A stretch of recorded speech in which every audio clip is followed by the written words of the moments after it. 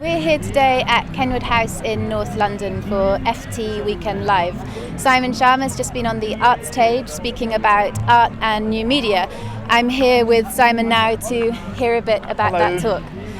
Hello. Now, Simon, you started today by speaking about what TV can bring to art that we perhaps can't get from looking at it in a gallery.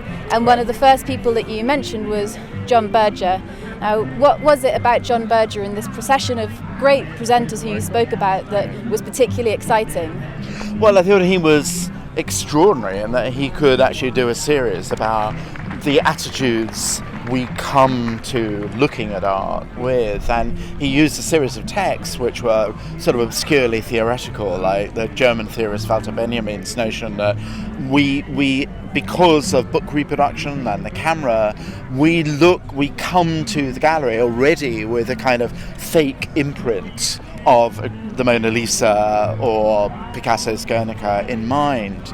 So for me, it was extraordinary for him to do something grippingly and excitingly, actually, which was a kind of meta series. It wasn't just, here am I, and I'm going to direct your attention to the work of art. I'm going to make, it's called Ways of Seeing for a purpose. I'm going to make you self-conscious about what it is when you see. I always think about it as a way of keeping fresh and not sounding too ponderous, and without giving people a kind of seminar, putting obstacles in the way of their enjoyment of the art, being conscious about what it is when you, especially in the edit, when you concentrate on a detail, when you move in on a painting, that sort of thing. And I wanted to ask you about editing. So you were saying today that you obviously present your shows, but you also write the script, and I think you said edit obsessively afterwards. How, in doing all those things, how do you tell a good story without oversimplifying it?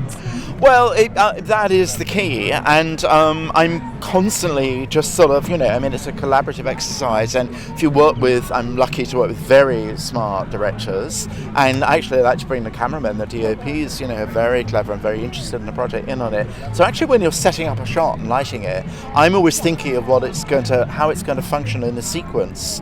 Is it part of a piece of storytelling? Is it a part of illuminating a detail or the overall impression a work of art makes? But that's actually what you do when you're writing history. I think actually you're writing pieces of journalism, PFT. For me anyway, that, as in the piece today, there's always a bit of storytelling to it.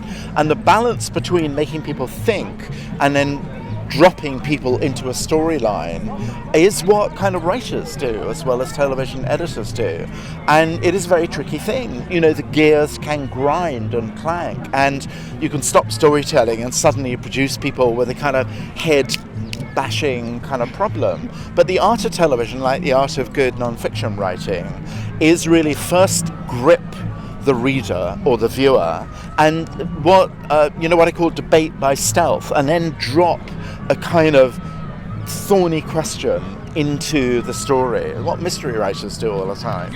So it's a kind of forensic trick in a way, with the object of making you really strenuously use your thoughts but not feel the grind of doing it. Now, last thing I wanted to ask you was, art is obviously one of many things that you make programs about, and art history is many aspects of history. Does writing about art and making a program about art require a distinct approach, or is it very similar? You're performing an act of translation from one medium to another. When you're doing history, you're working with letters, you're working with documents. It's less of a sense of a poor fit between the experience of looking and the experience of writing. So I'm very kind of self-conscious about how egregious that can get very quickly. Same thing is true with television. Art history is, art programs are much more fraught with the perils of vulgarity, biopic-like, making making people lazy with their eye, actually, by being too saucy in a commentary, too stupid or too vapid. So the art programs are, for me, the great Everest to climb, and they at the same time, take all of your instinctive kind of filmmaking and